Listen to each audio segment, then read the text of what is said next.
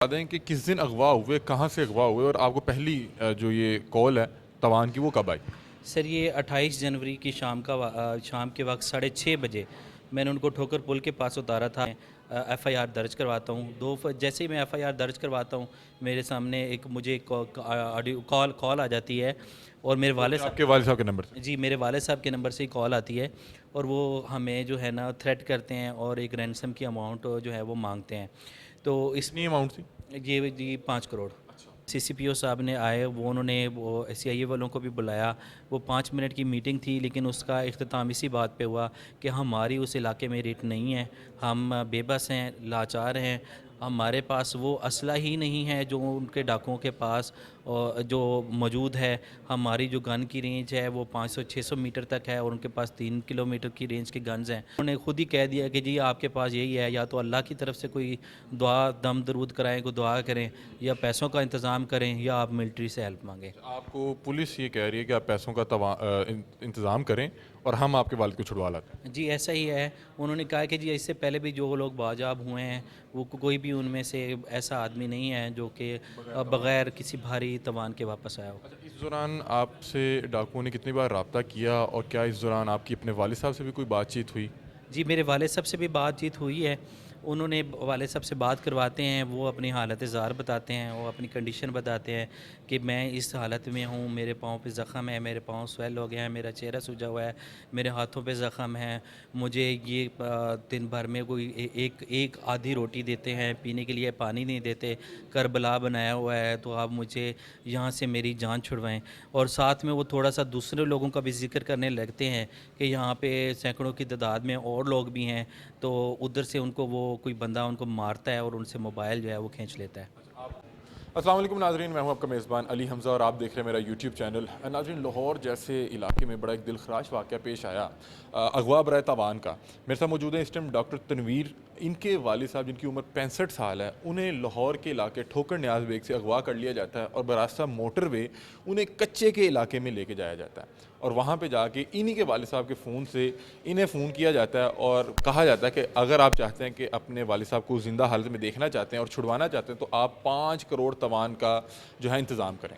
ये सूरत हाल इनके लिए बड़ी परेशान कुन थी। ये जाके पुलिस स्टेशन जब जाते हैं और अपना सारा मामला सुनाते हैं तो पुलिस इन्हें ये चीज़ आगे से पुलिस का रिस्पॉन्स ये था कि भाईजान, कच्चे के इलाके में हम कुछ भी नहीं कर सकते, उन डाकुओं के पास जदीद हथियार मौजूद हैं, हम वहाँ पे जाके ना तो उनसे लड़ सकते हैं। आपके पास एक हल है कि आप तवान का अरेंज करें और हम वो तवान लेके जाके आपके वालिद को छुड़वा लेते हैं, अदरवाइज़ आप किसी भी हंगामी सूरत हाल के लिए तैयार हो जाएँ। बाकी क्या मामला है, डॉक्टर तनवीर साहब से बातचीत करते हैं। अस्सलाम वालेकुम। जी वालेकुम सलाम। सर मेरा नाम डॉक्टर तनवीर हुसैन है। मैं महकमा सेहत का मुलाजिम हूँ, परमानेंट एम्प्लॉई हूँ। और ना हमारी किसी से ज़ाती दुश्मनी है, ना हमारा कोई इस तरह से मिलिट्री या रिलीजियस बैकग्राउंड है, कोई इस तरह का मामला नहीं है कि कोई इस वो लोग इसको पर्सनल मैटर समझें। डॉक्टर, शुरू से बता दें कि किस दिन अगवा हुए, कहाँ से अगवा हुए और आपको पहली जो ये कॉल है तवान की वो कब आई? सर ये 28 जनवरी की शाम के वक्त 6:30 बजे मैंने उनको ठोकर पुल के पास उतारा था ताकि वो वापस खुशाब जा सकें। तो उसके बाद से वो मुसलसल लापता हैं। तो पहले तो मैंने अपने खुद से कोशिश की, कई अजम्पशन सामने आई, जहन में तरह तरह के ख्याल आए, उनको ढूंढने की पूरी कोशिश की। जब वो नहीं मिले तो मैंने पुलिस को अप्रोच किया, तो पुलिस ने भी यही कहा कि ये बुज़ुर्ग हैं और तो बीमार हैं, तो आप लोग हॉस्पिटल की इमरजेंसी इधर उधर देखें, शायद आपको मिल जाएं। हम लोगों ने उनको ढूंढने की पूरी कोशिश की, जब नहीं मिले तो 2 फरवरी को मैं एफ़आईआर दर्ज करवाता हूँ। जैसे ही मैं एफ़आईआर दर्ज करवाता हूँ मेरे सामने एक मुझे ऑडियो कॉल आ जाती है। और मेरे वो भी वाले साहब आपके वालिद साहब के नंबर से? जी मेरे वालिद साहब के नंबर से ही कॉल आती है। और वो हमें जो है ना थ्रेट करते हैं और एक रैंसम की अमाउंट जो है वो मांगते हैं। तो इस कितनी अमाउंट थी? ये जी 5 करोड़। अच्छा। तो उसके बाद जो है वो मैं क्योंकि एफ़आईआर एक दर्ज हो जाती है तो मैं थोड़ा सा तसल्ली में आ जाता हूँ, तो पुलिस का रिस्पांस देखता हूँ। तो कई दिन गुजर जाते हैं, कोई पेशरफ्त नहीं होती।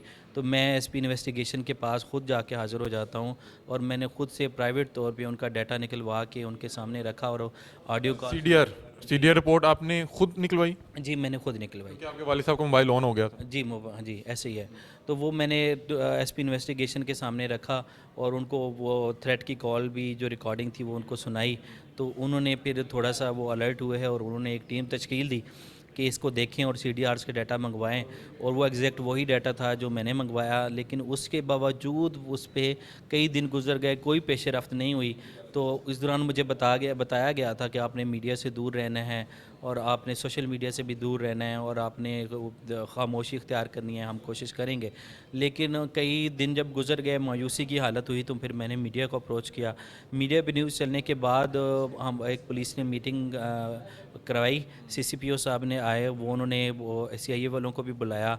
वो 5 मिनट की मीटिंग थी, लेकिन उसका इख्तिताम इसी बात पे हुआ कि हमारी उस इलाके में रेट नहीं है, हम बेबस हैं, लाचार हैं, हमारे पास वो असला ही नहीं है जो उनके डाकुओं के पास जो मौजूद है। हमारी जो गन की रेंज है वो 500-600 मीटर तक है, और उनके पास 3 किलोमीटर की रेंज के गन्स हैं, और उनके पास जो है वो एंटी एयरक्राफ्ट वो वेपन्स हैं, उनके पास मिसाइल। सारी बातें बता के उन्होंने हल क्या बताया? उन्होंने हल देखें, उन्होंने बस एक थोड़ी सी तसल्ली दे दी, उन्होंने कहा कि हम करेंगे, और वो देखें फरवरी, 2 फरवरी, 5 फरवरी का देख लें, और आज 16 फरवरी हो गया है, कुछ भी प्रोग्रेस नहीं हुई।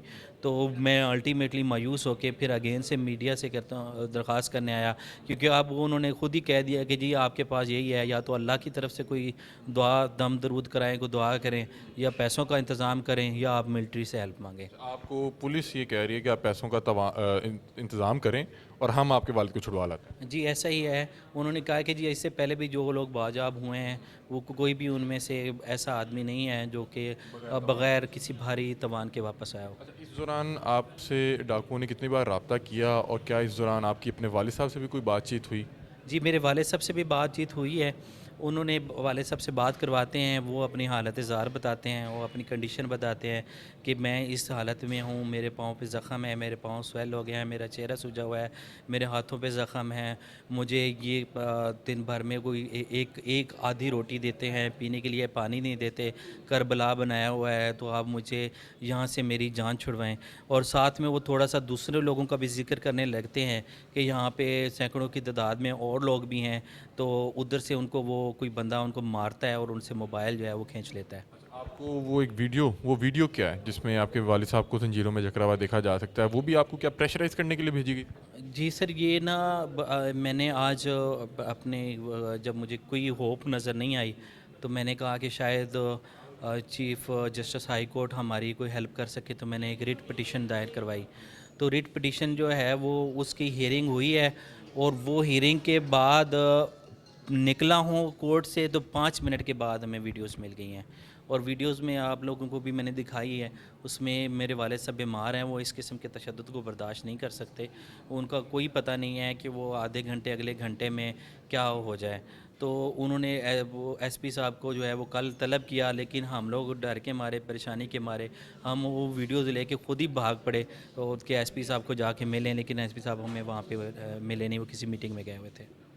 बहुत शुक्रिया जी। तो नाज़रीन, ये बड़ा जो है अफसोसनाक वाक़या है कि लाहौर जैसे इलाके में तवान के घर से एक बुज़ुर्ग शहरी को उठा लिया जाता है और अब इन्हें ज़हनी अज़ियत देने के लिए और प्रेशराइज़ करने के लिए कि ये 5 करोड़ तवान का जो है इंतज़ाम करें, इनको इनके वालिद साहब की वीडियोज़ भेजी जाती हैं जिसमें देखा जा सकता है कि इनके वालिद साहब जो है बुरी तरह तशद्दुद का शिकार हैं और जंजीरों से जकड़े हुए हैं, और बता रहे हैं कि मेरे वालिद साहब जो है डायबिटिक भी हैं और हार्ट पेशेंट भी हैं। उनके लिए ये तमाम हालात वाक़ियत बड़े जो हैं बड़े मुश्किल हैं और बड़े परेशान हैं। इनकी दरख्वास्त ये है आला हुकाम से, इदारों से, कि खुदारा ये एक आम शहरी हैं, इनके वालिद साहब पाकिस्तान के आम शहरी हैं, इनके हकूक़ बनते हैं कि अगर रियासत के अंदर इन्हें कोई ज़ोर ज़बरदस्ती अगवा करके ले गया तो खुदारा जो रियासती इदारे हैं जिनका काम है वो इनके वालिद साहब को छुड़वाएँ।